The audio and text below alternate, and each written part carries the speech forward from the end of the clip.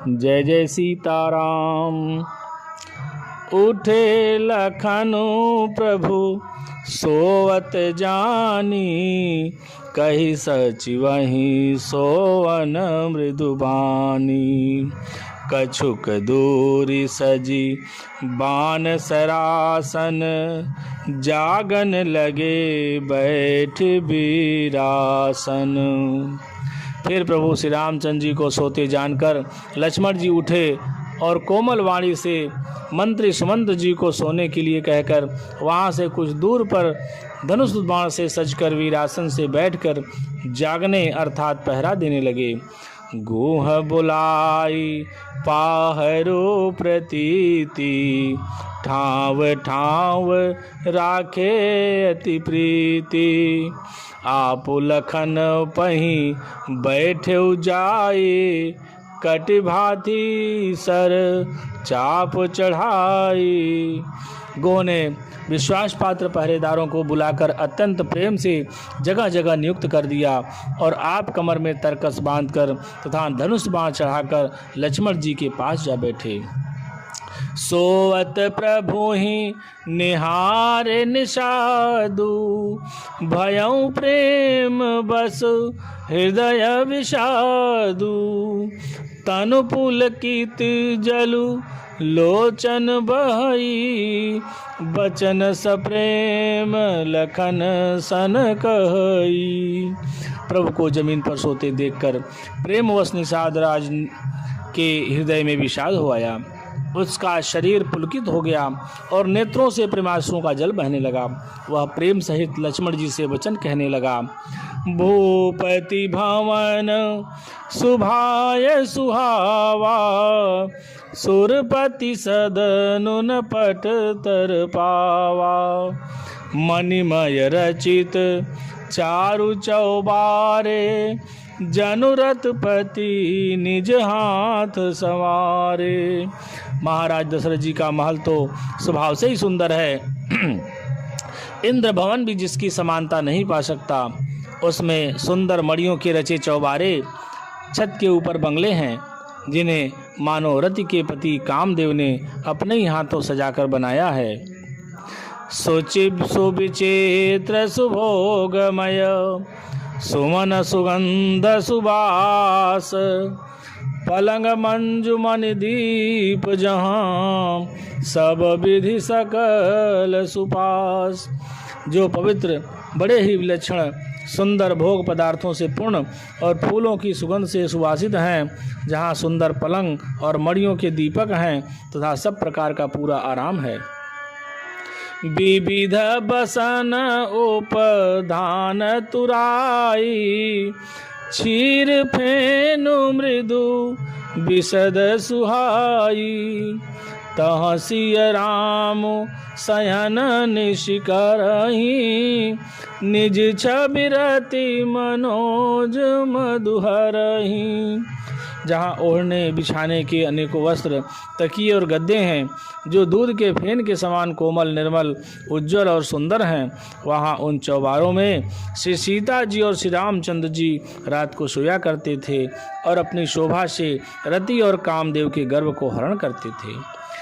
ते सिय राम साथरी सोए, श्रमित बसन बिनु जाहि न जोए।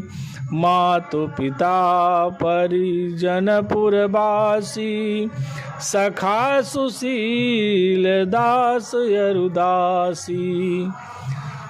वहीं श्री सीता जी और श्री राम जी आज घास फूस की साथरी पर थके हुए बिना वस्त्र के ही सोए हैं।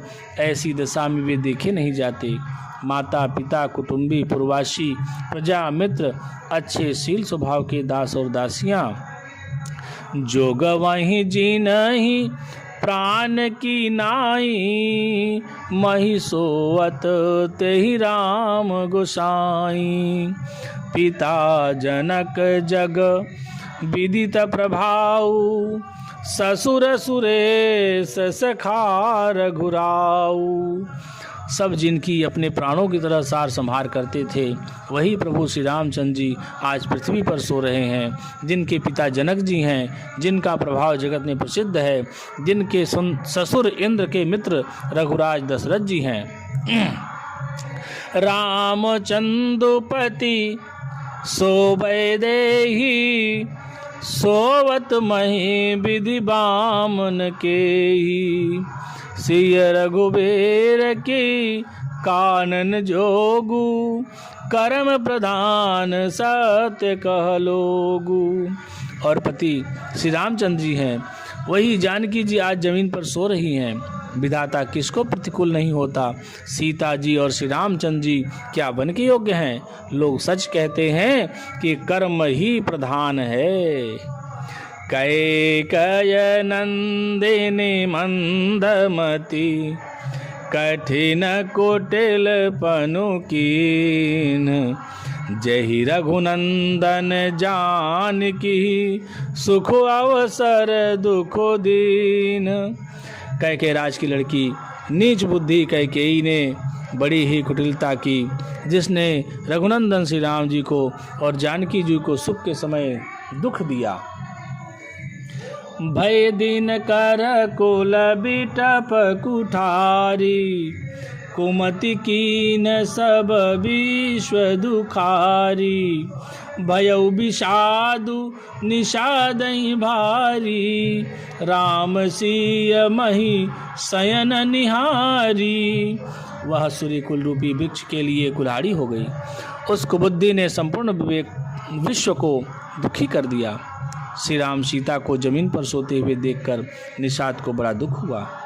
बोले लखन मधुर मृदु बानी, ज्ञान विराग भगति रस सानी। काहू न को सुख दुख कर दाता, निज कृत कर्म भोग सबु भ्राता। तब लक्ष्मण जी ज्ञान वैराग्य और भक्ति के रस से सनी हुई मीठी और कोमल वाणी बोले, हे भाई, कोई किसी को सुख दुख का देने वाला नहीं है। सब अपने ही किए हुए कर्मों का फल भोगते हैं। जोग वियोग भोग भल मंदा, हित अनहित मध्यम भ्रम फंदा। जन्म मरनु जहाँ लगी जग जालू, संपत्ति विपत्ति करमु अरु कालू। संयोग मिलना, वियोग बिछुड़ना, भले बुरे भोग, शत्रु मित्र और उदासीन, ये सभी भ्रम के फंदे हैं। जन्म मृत्यु, संपत्ति विपत्ति, कर्म और काल, जहाँ तक जगत के जंजाल हैं।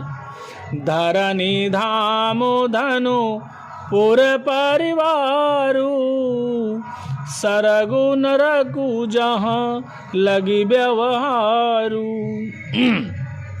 देखिए सुने अगुने मन माही, मोह मूल परमारतु नाही।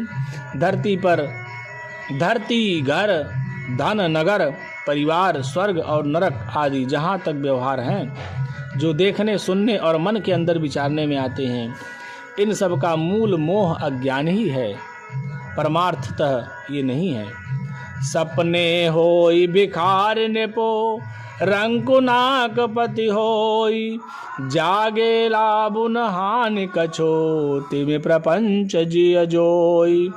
जैसे स्वप्न में राजा भिखारी हो जाए या कंगाल स्वर का स्वामी इंद्र हो जाए तो जागने पर लाभ या हानि कुछ भी नहीं है, वैसे ही इस दृश्य प्रपंच को हृदय से देखना चाहिए। अस विचारे नहीं कीजिए रोसु, काहु ही बादिन देय दोषु। मोह निशा सब सो अनिहारा, देखिए सपन अनेक प्रकारा। ऐसा विचार कर क्रोध नहीं करना चाहिए और न किसी को व्यर्थ दोष ही देना चाहिए। सब लोग मोह रूपी रात्रि में सोने वाले हैं और सोते हुए उन्हें अनेकों प्रकार के स्वप्न दिखाई देते हैं। एहि जग जामिनी जागहि जोगी, परमारथी प्रपंच वियोगी।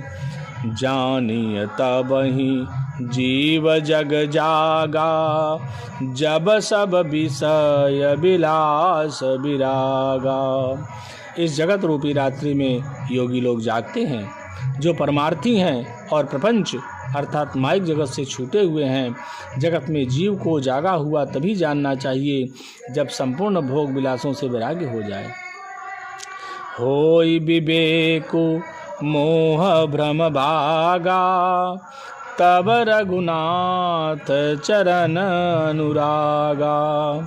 सखा परम परमारथ एहु, मन क्रम बचन राम पद नेहु। विवेक होने पर मोह रूपी भ्रम भाग जाता है, तब अज्ञान का नाश होने पर श्री रघुनाथ जी के चरणों में प्रेम होता है।